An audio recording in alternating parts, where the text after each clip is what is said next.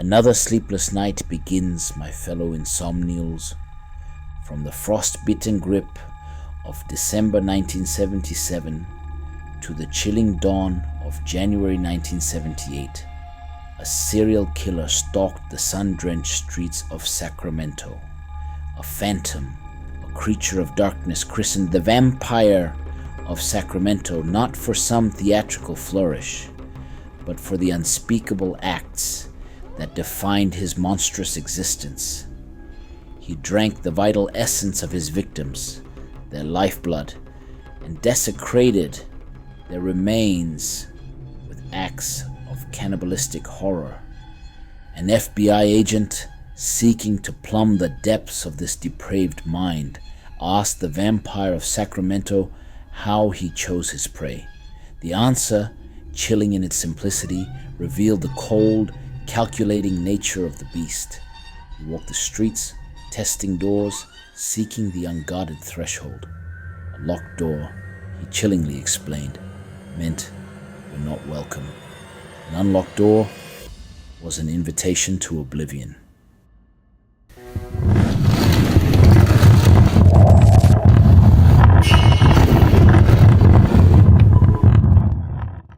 December 29th, 1977.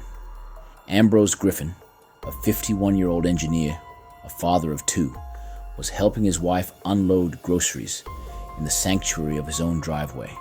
Suddenly, without warning, he crumpled, life extinguished in an instant. His wife, believing it a heart attack, could not have imagined the true horror that had claimed her husband's life. A passing car, a fleeting shadow, had delivered death in the form of 2 bullets, ripping through flesh and bone. The seemingly random act left detectives grasping at straws until January 23rd, 1978. Teresa Wallen, 22 and 3 months pregnant, encountered the monster as she took out the garbage. He raised his pistol, a harbinger of death, and fired. 1 bullet pierced her hand, raised in a desperate defense, and traveled up her arm, a grotesque trajectory of pain. The other tore through her skull. She fell, and he knelt over her prostrate form, delivering a final chilling shot to the temple. He dragged her into the bedroom, leaving a crimson trail in his wake. From the kitchen, he retrieved a knife, a tool of his gruesome trade. From the trash, an empty yogurt container, destined to become a vessel of unspeakable horror. David Wallen returned home that night to a darkened house.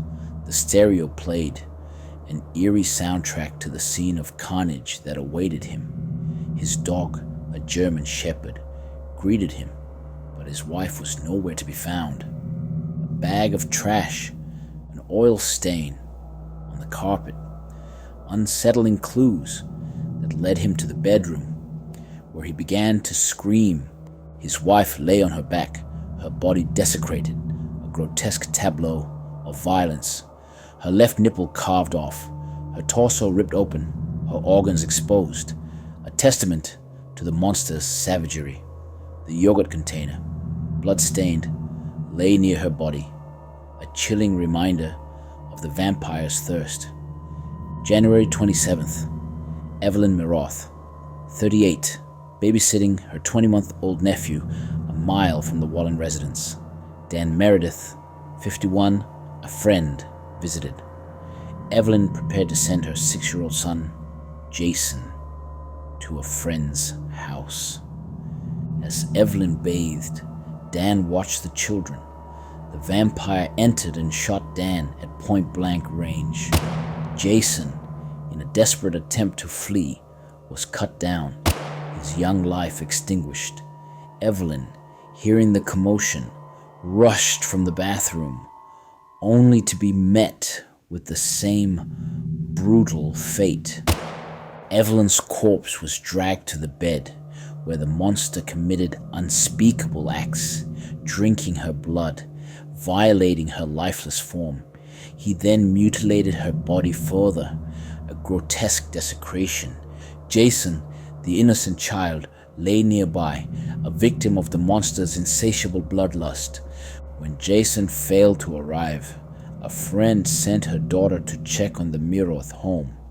The little girl, peering through the window, saw movement within, a chilling glimpse into the abyss. She then turned around to report that no one had answered the door. Another neighbor, sensing something amiss, entered the house, discovering the carnage within. Bloody footprints, identical to those at the Wallen scene, marked the monster's escape. An 11-year-old girl, a witness to the horror, described a young man seen near the victims' homes, a man fitting the description of one seen repeatedly in the area. The hunt had begun. Dan Meredith's red station wagon was missing from the front of the Miroth house, a chilling absence that spoke volumes. Karen Ferreira arrived, seeking her son, David, left in the care of his aunt Evelyn.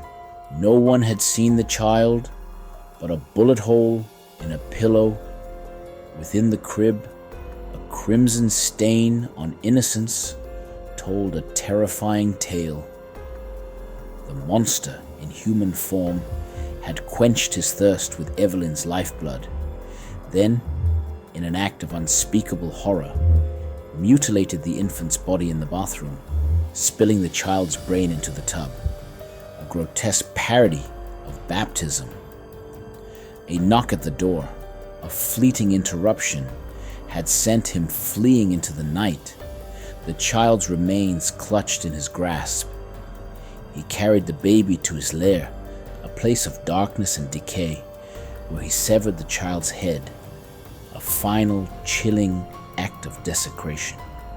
He removed organs, consuming them in a ritual of cannibalistic horror, a grotesque communion with death. The vampire, in his delusional arrogance, believed he had committed the perfect crimes, that he had slipped through the fingers of justice. He failed to comprehend the relentless pursuit of the law, the tightening net closing around him. Meredith's station wagon was found abandoned, the keys still in the ignition, the parking lot, a mere 100 yards from apartment 15 of the Watt Avenue complex, the lair of the vampire of Sacramento. The FBI, those hunters of the darkest prey, were on the case. Robert Ressler and Russ Vorpagel, profilers of the macabre, constructed a psychological portrait of who they were probably looking for. A disorganized killer, they surmised. A creature of impulse rather than meticulous planning, driven by psychosis. He left a trail of breadcrumbs, a careless disregard for the consequences of his actions. Footprints, fingerprints, bloodstains, a tapestry of evidence woven by his own hand. His dwelling, they knew, would mirror the chaotic scenes of his crimes, a reflection of the madness within. Nancy Holden had a chance encounter in a shopping mall, a brush with the beast in broad daylight. A strange man, disheveled and agitated, approached her, asking a question that echoed from her past, a chilling reminder of a lost love. She asked him who he was, and he replied, Rick Chase, a name that stirred long-buried memories. This was not the clean-cut boy she had known in high school. This was a creature ravaged by drugs, his eyes haunted, his demeanor unsettling. She talked with him for a few minutes, seeking a way out, and finally got out of the store while he was still paying for something. However, he followed her into the parking lot, intent on getting a ride. She managed to get into her car, roll up the windows, lock the doors, and pull out before he could stop her.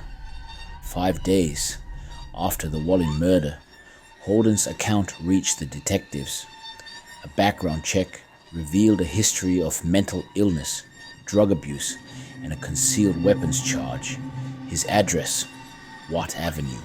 They went to his apartment, a place of putrid smells and unspeakable horrors. The detectives knocked repeatedly, but Chase would not open the door. They pretended they were going to leave and then waited.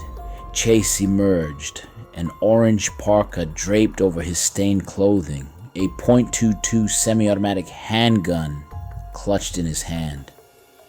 A struggle ensued, a desperate attempt by the beast to cling to his freedom. The apartment was a charnel house, bloodstains everywhere, a grotesque tapestry of death, bones scattered amongst the debris, a blender filled with gore, a chilling testament to his cannibalistic rituals. Pet collars, but no animals, only the lingering scent of decay. Photographic overlays of human organs, a macabre study in anatomy. A calendar marked with chilling inscriptions, today, on the dates of the murders, and the same word ominously scrawled on, 44 dates yet to come. They took him to the police station and tried to get him to confess. He admitted to killing several dogs, but stubbornly resisted talking about the murders. While he was in custody, detectives searched his apartment in hopes of finding a clue about the missing baby. A desperate race against time. A bloodhound led them to a church where a box lay hidden, containing the child's remains.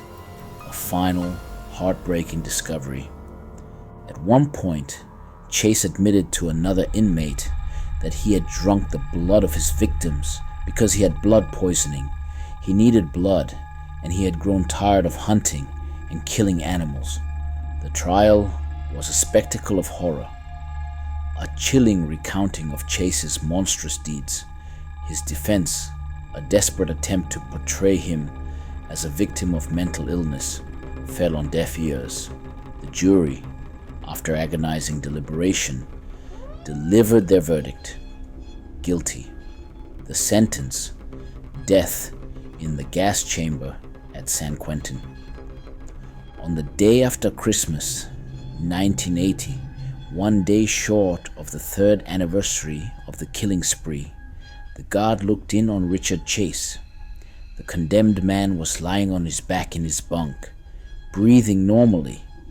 He did not return the guard's greeting, which was not unusual. At 11:05, the same guard looked into the cell again. Chase was on his stomach, both legs extended off his bunk, and his feet were on the floor. His head was against the mattress, and his arms extended toward the pillow. The guard called out to Chase, who failed to move. He went in and pulled Chase off the bed.